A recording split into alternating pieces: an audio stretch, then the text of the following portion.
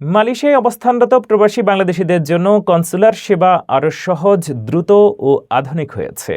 Bangladesh high commission Kuala Lumpur নতুন digital payment ব্যবস্থা চালু করেছে।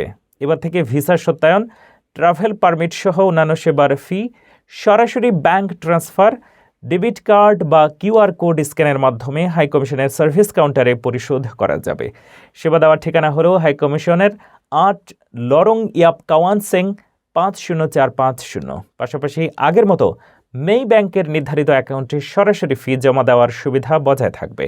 হাইকমিশনের প্রধান প্রণব কুমার ভট্টাচার্য জানিয়েছেন, নতুন ব্যবস্থায় ১৬ জানুয়ারি ২০২৬ থেকে কার্যকর হবে। প্রবাসীরা আশা করছেন এই আধুনিক পেমেন্ট পদ্ধতি ব্যাংকে আলাদা যাওয়ার ঝামেলা কমাবে এবং সময় বাঁচাবে। উদ্যোগের মাধ্যমে কনসুলার সেবা আরও নাগরিক বান্ধব, দক্ষ ও স্বচ্ছ করার লক্ষ্য রয়েছে।